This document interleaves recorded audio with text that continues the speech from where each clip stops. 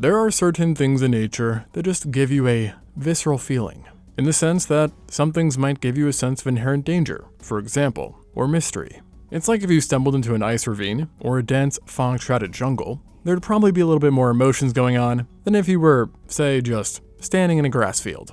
And of all the things you can find in nature, I think one that always hits a bit different are caves. I mean, you take one look at the mouth of a cave, and instantly questions flood your mind. Like, how far does it go? Where does it lead? What's in there? Are there monsters? Aliens? Is it dangerous? Are there giant drop-offs? Places to get stuck in and die horribly? Etc., etc. Caves, for some reason, just tickle the hairs of nearly every human in one way or another. And this includes, by the way, paleontologists and researchers. And why, you may ask? Well, just like how permafrost and tar pits are known for preserving some pretty crazy finds, so are caves, and they have played a monumental role in the field of science over the years. Now, just like anything in general, the discoveries made in caves vary widely in craziness, as sometimes a cave will hold nothing, or a pretty common find, while other times what's discovered is straight up bonkers. And given that caves were for a large part of history essential to various group of hominins, it's not a surprise that a lot of the finds actually relate to our kind, or at the very least, close relatives. And we've come to expect to find certain things in caves like cave drawings, human artifacts, and even remains. Yet, I do think it's unfair to just glaze primates only, and I want to instead shine more light on cave finds that are more inclusive, with the common denominator instead being that they are super rare and hard to believe. For example, there is a one-of-a-kind cave in Kentucky where paleontologists stumbled upon something that at first sounds almost impossible to have come from a cave, and that is sharks. Lots and lots of them. Now hold your horses. I know you may be thinking, ExtinctZoo, there are these things called underwater caves. And that is true, but this one is not, as it's the Mammoth Cave in the gobsmack middle of Kentucky, which for my non-Americans is landlocked and is about a 7.5 hour to 10 hour drive from any coastline. So it's a whole lot of land out here. And yet, within this cave, which, fun fact, also happens to be the longest cave system in the world, researchers made an odd discovery in 2019, which was that they found fossilized remains of sharks. And not on the cave floor, mind you, but embedded into the cave walls and the ceilings themselves. In other words, a cave almost constructed by fossils. And it turns out that the sharks were aplenty, with hundreds of specimens being found. And up to this point, they've identified over 70 species from this one place alone, including species of sharks like the clavusodons, which don't look anything like modern sharks. And the reason for this is that all these sharks are extinct, prehistoric, and extremely old, dating back some 340 million years ago, all the way back to the Carboniferous period. And this is also the first clue as to why there were sharks in a cave in Kentucky, as that far back the state was actually submerged in a warm, shallow sea now referred to as the Mississippian Sea, which was unsurprisingly absolutely shark-infested, and thus explaining their presence in the state. However, what's interesting is that the Mammoth Cave is not actually that old, with the system only forming about 10 million years ago. And so, it's rather that it's the bedrock itself that is ancient. Thus, while this means that sharks were unfortunately not frequenting a massive underwater cave system, as far as we know of, it does reflect an environment that was unusually chock full of sharks. And even on top of the already described species, it was here that researchers also stumbled upon at least 4 new species of Carboniferous sharks not known previously. And a big reason why it's early sharks that dominate this cave and not other fish is that the Carboniferous, despite being mainly known for insects, was in reality the golden age of sharks, as the group was experiencing extreme levels of diversity at the time. In fact, it was actually back then that they peaked, as since then, the number of shark families existing at any given point in time has been at a lower level, and thus hence, the golden age of sharks. And based on the cave's finding, it seems that this particular area was largely home to Catanacanthophoras and Simoraphoras, 2 separate but expansive groups of prehistoric sharks. That combined with the other lesser abundant groups resulted in a water world where sharks were basically every kind of animal. And what I mean by this is that if you snorkeled in this spot back then, you would have seen some sharks nibbling on coral, others eating shells, and then of course those that were more traditional, so to speak, eating other fish. So, in other words, it was sharks that were occupying pretty much every niche. And of course, since this cave has such an abundance of diversity, it should come as no shock that the big dog in these waters has also been found in the cave, and that was the genus Cyvidus, a large, great white-sized shark that was equipped with 7 big fins, 2 of which, by the way, had spikes on them. as well as hundreds of conical and cusped teeth in its jaws, which were designed to catch even the nimblest of prey, who were then often eaten whole. And though this was a shark-eat-shark world, researchers have also ended up finding other animals in Mammoth Cave, such as ray-finned fish, eels, ray-like elasma branches, various kinds of coral and crinoids, brachiopods, orthocones, urchins, as well as conodonts. Obviously, it's not every day you stumble into a cave in the Midwest and come face to face with fossilized sharks and marine animals, but we are just getting started. Because if you think that would be trippy, just imagine this. One day you're in Chile on vacation and just exploring, when all of a sudden you find a massive and partially open cave in the Magallanes region. Being the intrigued adventurer you are, you enter. As you scour the walls and surroundings in the cave, you suddenly stumble and land into a pile of hardened balls and a mat full of skin and fur. Now, at first you may think you've landed on the shedding site of an animal, or perhaps someone just left their sitting rug behind, which would be odd. But no, the reality is stranger, which is that you are actually now sitting on the skin and fur of an ancient extinct giant, and it's, poop. Now, this didn't actually happen to someone, per se, but it could have, because in 1895, it was in this Chilean cave, dubbed Cueva del Miradón, that explorers found a seemingly fresh piece of skin, along with fur, and a lot of other stuff, including what seemed to be dry dung. Pretty cool, if you're into that kind of stuff. But the real discovery came years later when these items were re-examined. And that's when we discovered that this material didn't belong to some random mammal, but a now extinct ground sloth, one of giant proportions, and that would be the Mylodon. This chunk of an animal died out in the area some 10,000 years ago, and was among the largest animals still alive in the area at the time, measuring up to 4 meters and weighing up to 2 tons. Now it was just one member of the giant ground sloths, a sadly extinct group now, but which not so long ago was one of South America's most abundant megafaunal herbivores. While many members were browsers, using their tall stature to reach high up food, it's actually believed that the Mylodon was more of a grazer that fed almost exclusively on grass and sedges. Although interestingly, one study in 2021 did find some evidence that if they chose to be, Mylodons could actually appreciate some umami flavor, if you get my drift, being possibly omnivorous and consuming meat once in a while. Apparently they also liked caves a lot, using them regularly as natural shelters, thus explaining the dung, which indicated that at least one individual was here for a long period of time. Well, then the skin might have actually been a sign that another died in this cave too. Whatever the case, just finding these things was extremely rare, and to find a full pelt that still looks fresh is absolutely bonkers, with the stable, cool climate of the cave having played a huge role in this excellent preservation. It was also so well preserved that it's actually from this pelt that humans for the first time in history derived real DNA from an extinct ancient animal, with this particular Mylodon being about 12 to 13,000 years old, making it roughly 3 times older than the very last mammoth. Unsurprisingly, the dung also held up pretty nicely, revealing the food it consumed, and even the parasites that camped out in its guts, namely nematodes. Additionally, the remains were in such a condition that we got a clear idea of what its skin texture and fur would have been like, with the team noting the skin to be incredibly thick and leathery, while then the fur was dense and coarse. So, in other words, pretty good protection. But obviously nature was like, that's not enough. Because then on top of that, they even discovered the presence of biological chainmail in the skin as well, essentially, as thousands of small bony osteoderms were embedded into the dermis itself, giving this large tank some serious protection. Along with these fresh findings, numerous bones were also excavated from the cave as well. And there were a lot of these, as collectively based on right mandibles, it's been suggested that a minimum of 23 Mylodons at some point used this cave, one of the largest aggregation of ground sloth specimens anywhere in the world. So, naming the cave Mylodon Cave was a pretty fitting move. Although, there were other animals found here too, mainly in skeletal form, as the bones of Macrauchenia, Archatherium, Smilodon, horses, and even some sort of giant jaguar have all been excavated here.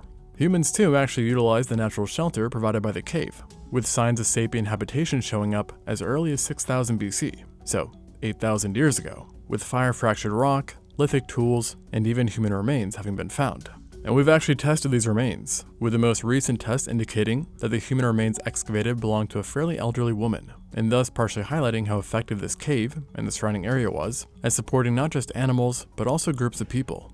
And fun fact, for a long time, the remains found here were considered the oldest evidence of human habitation in the entire region, which is just one more reason why the Mylodon Cave was such an anomaly of a discovery. But like I said in the beginning, humans or hominins in caves isn't anything new per se, and I pretty much could make an entire video on their discoveries alone.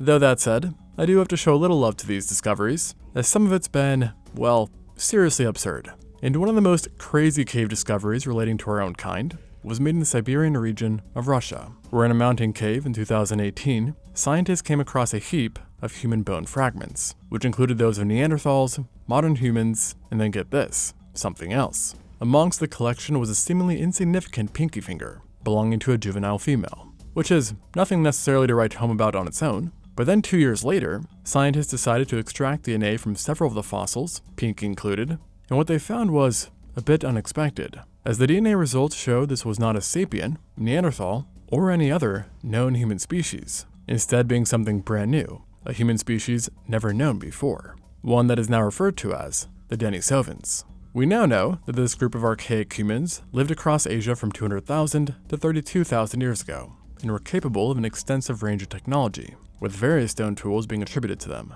They're one of the few other Homo species that we definitely, beyond doubt, interbreeded with some modern cultures, such as people from Papua New Guinea and the Aita Magbukan in the Philippines, possessing between 3 to 9% Denisovan DNA, which is not an insignificant amount by any means. As for comparison, most non-Africans only possess up to 2% Neanderthal DNA.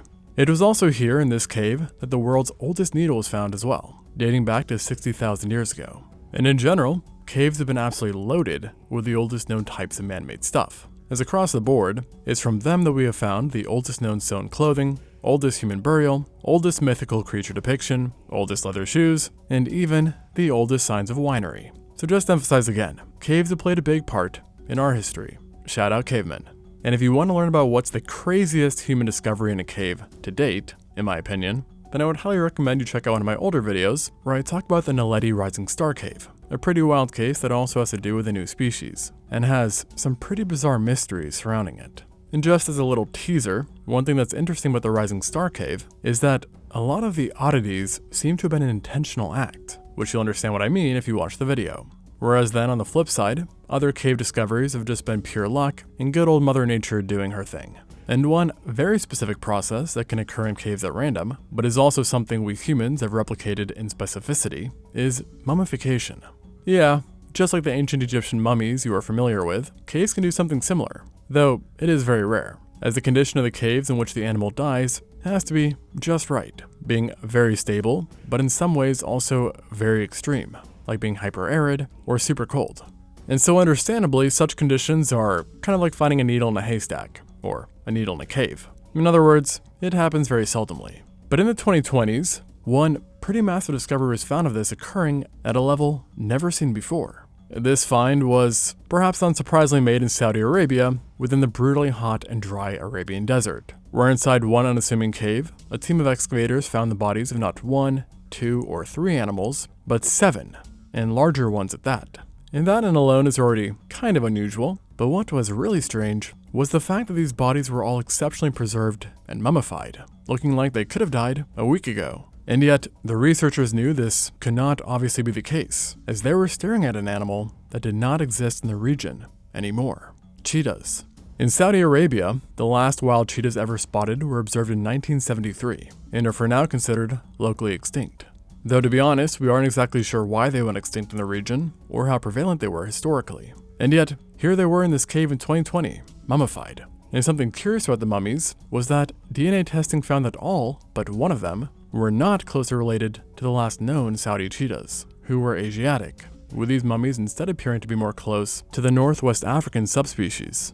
And this seems to be a result of the wide range in the age of the mummies, for these 7 cheetahs did not die together, making their preservation all the stranger. And as a whole, they range from about 4,000 years old to just 127, with the youngest dated being the sole one more related to Asiatic cheetahs. And what this indicates is that this cave was used extensively by different groups and might have been a den for kittens, a hypothesis backed by the fact that on top of mummies, researchers would also find dozens of more cheetah specimens that were skeletalized. Now, we're not sure why these 7 in particular were mummified while the rest were not, but regardless, we should be counting our lucky stars, as despite being over 4,000 years old, the oldest mummy still managed to retain its physical shape, skin, teeth, and internal organs. And just for context, this makes it about 700 years older than the mummy of the famous pharaoh, King Tut. Pretty impressive, right? Now, with this said, there is another case of mummification in the cave that is touted by some as being even more rare. as it has to do with a species that is fully extinct and has really become the flagship of extinction to many. And that would be the Australian thylacine, also known as the Tasmanian tiger. This was a one-of-a-kind animal that memorably looked a whole lot like some sort of strange dog or wolf, but is in reality an unrelated marsupial that at one point in history ranged from Australia to New Guinea and obviously included the island of Tasmania. However, when Europeans first showed up on the continent, this predator was already extinct in New Guinea and mainland Australia. That said, it did leave evidence of its existence behind, be it through fossilized bones, indigenous artwork, trace footprints, etc., etc. Though, of all the signs it left that indicated it once lived in Australia, the starkest piece of evidence, and the rarest, was located in Western Australia back in 1966, within, you guessed it, a cave. Specifically the massive Null Arbor cave system. It was found in an L-shaped cave hole, now dubbed the thylacine hole, where researchers discovered a cesspit of animal remains, including a snake, lizard, bird, cat, dog, rabbit, kangaroo, wallaby, and Tasmanian devil remains. But then, deeper inside the hole, about 430 feet from the entrance, they discovered something else on top of a rock pile. And that was a deceased thylacine that had been completely mummified. The species was already considered extremely rare, or even extinct, worldwide at the time of the finding. So you can imagine their surprise when they found it, not to mention the fact that it looked like it died relatively recently, as it was almost perfectly preserved. I mean, its skin and coat was distinguishable, with even the pattern of dark bars in its fur still being present, while then its tongue and left eyeball remained nearly fully intact. Even the tail was still there in one piece, albeit it had been detached at some point. But all in all, a remarkable find, and shockingly the musk of decomposition still clung onto the deceased animal. So imagine the shock to everyone when dating on the mummy found it not to be a few months old, but rather a few thousand years old, between 4,000 and 5,000 years old to be exact. And this mummy allowed scientists for the first time to compare the soft tissue of ancient thylacines with modern ones, which was a big deal. And to this day, it was this cave specimen that is regarded as the best preserved ancient Tasmanian tiger ever found. And there seems to be something going on with Australia's caves in general, as it's also in this continent that we've discovered what's been dubbed the king of cave finds overall, the Naracoorte Caves. Located in southern Australia, this is actually a close-knit cluster of about 26 caves that are all contained within 3 square kilometers, and is responsible for some of the most fossil-rich sediment on Earth. This place started collecting specimens, you could say, roughly 500,000 years ago, during the Middle Pleistocene. At the time, the area was a natural death trap for Australia's Ice Age animals, as the cave was really a pitfall, having a hole in the ceiling, and thus resulting in animals falling in and then being unable to escape, and for hundreds of thousands of years at that. And so, understandably, scores of organisms fell victim to the cave's traps, until literally the sheer amount of dead animals and seeping sediment formed a massive cone that eventually plugged the hole about 15,000 years ago, sealing this one-of-a-kind time capsule until it would be rediscovered once more by us in the 20th century when it was finally excavated, revealing the jackpot within. And what's so staggering about Naracoorte is the sheer amount of remains, as over 35 years, more than 5,000 specimens have been dug up, representing over 140 types of animals. And yet, crazily, it's thought that this is less than 5% of what remains are buried, as there's approximately 5,000 tons of bone-rich sediment left, with some rough speculations suggesting that hundreds of thousands of animals remain in the cave. Another thing that makes the Naracoorte such an anomaly for its scale is that in many ways it's a snapshot of time, as unlike other sites where fossils remain but have been moved around by nature, those in Naracoorte are barely touched, with the animals still being in the same spot and position as they were when they died. So, essentially, if you could somehow take a picture of Naracoorte with some especially powerful X-ray, you'd basically get a pretty grim and grotesque image of a bunch of Ice Age animals in extreme duress, a bit like how Pompeii preserved its victims in their death poses. It's also known as a snapshot cave, as entire ecological communities are preserved here, both predators and prey, small and large animals. There's no discrimination. And from the little that has been unearthed, we've discovered giant kangaroos, Thylacoleo, Zygomaturus, multiple wombat relatives, wallabies, birds, bats, giant snakes like the Wanambi, rodents, bandicoots, and Tasmanian tigers. I mean, even humans, or rather, a human, have been found in Naracoorte, but just not in the way you might think, as in the 1860s, a mummified Aboriginal man, dubbed the Petrified Aboriginal, was found in one of these caves. However, he was not a victim of the pitfall like the other megafauna were, Instead, it's believed that he took shelter in the cave following an unknown injury, and ultimately died there before being mummified and calcified by a flow of stone directly above him, and thus giving him a petrified look. Unfortunately, we don't know much more about this man, as his remains were eventually stolen by a showman in the 1860s, and today his remains, or fate, is unknown. Still, mummified human or not, the Naracoorte is still one of a kind, and given its time capsule-like nature, it's often been used to study how ecological changes, climate shifts, and extinctions have all impacted Australia's life. As if something determinate happened, it was ultimately reflected in what animals were falling into the pit. While then on top of that, the level of preservation of the specimens is also very unique, allowing us to study many extinct animals in great detail. And given that less than 5% of it has been explored, something tells me that Naracoorte's reputation will only continue to grow through the years. Thanks for watching, and until next time, on ExtinctZoo.